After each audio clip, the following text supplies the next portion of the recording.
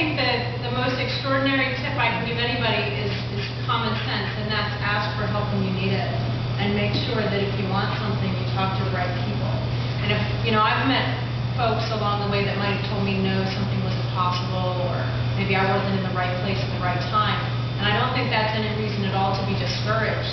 I think the key is finding the right person to help you and put you in the right place at the right time. So, I remember the first time I ever flew in an airplane, I was on Temple's campus. I went to Temple in Philly, and I saw a flyer and it said I'm the first in my family to go to college, and everything was very brand new to me. And I saw this flyer and it said that I could study overseas for the same price I was paying in Philly. And I thought, that can't be true. That's outrageous. And so I walked into the office and I asked them, and they said it's absolutely true. You can pay the same tuition. And I said, where do I sign up? So it was literally seeing a message or seeing a sign and having the gumption or the curiosity to inquire about it and to find out that it was a possibility for me as a kid who barely had any money and was the first in the family. As I said, everything was so new. But it's about asking questions and finding people to support you.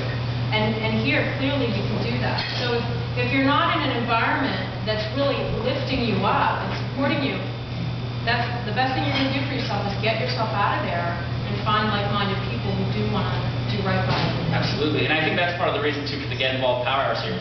Who here is motivated to make a difference and try something new, right? We all are. Absolutely. So that's big. How about you, Misty? What tips do you have for us about getting involved and moving your career forward? Well, instantly, I guess I don't have to say to this half the room, I used to this half, join Coro.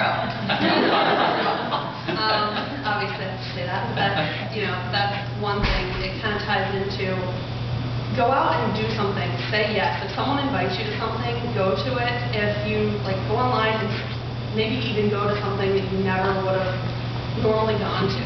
That's how I got involved in most of my activities. Is just showed up. I didn't go with anyone.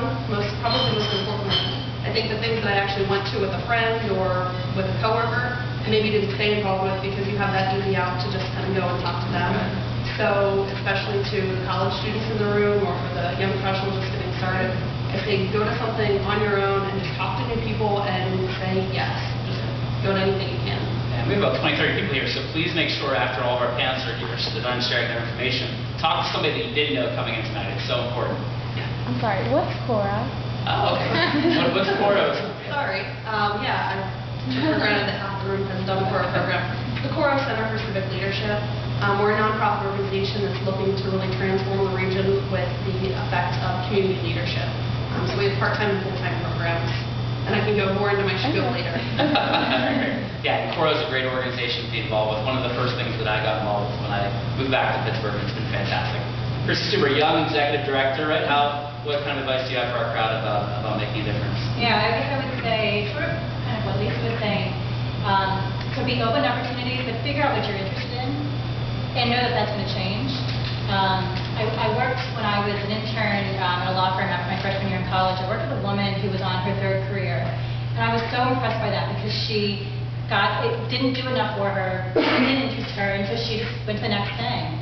And that was something that really I wanted to aspire to, was finding what I was interested in and knowing that might change and I can do something else. And then being open to all the opportunities. So things you might not know you're interested in, checking it out too. But get into with what turns you on, what excites you, what makes you happy, and investigate that. I think another good mentality is, think about when you were young, what did you want to grow up and be someday? Did you want to be an executive director? Did we say, hey, someday I want to be the director of outreach and recruitment for Coro? A lot of times we thought of different things, and we could do those in our social life and our civic life. So the things you'd like to do outside of work, if money didn't matter and you didn't need to have a job, and you were a professional volunteer, like I think we would all aspire to be, right, Regina? Yes. Professional volunteer, that'd be very fun. Think about what would you do with your time if you were just a professional volunteer and then do those things. Thanks, Christy. How about you, James? I would say, and it's going to tie a lot back to what Christy talked about, but one of the things that always kind of drove me when I was younger, back in my really young days, last week. But I was always really motivated by service, and it was so interesting. Back to my Pittsburgh heritage, and I worked there when I was in high school at Doyle. I volunteered there a lot too, and I would always get from my friends and other people, like, you're volunteering, you're doing this, and you're not getting paid for this. Like, why would you want to do this? Like, you're not getting money. Like, that doesn't make any sense.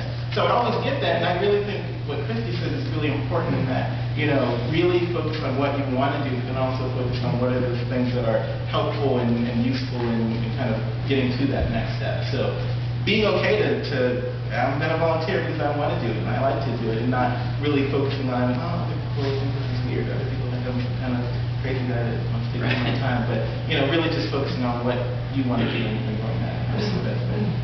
Kind of leading into the next question, I'd like all four of you to share a good experience that you've had, a professional or personal development experience you've had in Pittsburgh, maybe a secret gem that we could share with the rest of the group, something you've enjoyed doing, something you've learned from. I'm guessing Coro is going to be a theme for some of these, but something that's really made Pittsburgh special to you, something that you've grown from. I'll start so I don't say Coro. Mentoring is something that I have definitely seen both sides of. I've had the pleasure to work with some wonderful mentors and be mentored as a young professional coming in, starting as an intern in my organization. The people that I worked with, I looked up to as mentors and definitely benefited me. And now I've really enjoyed the opportunity to get involved in Smart Futures. It's an online e-mentoring process.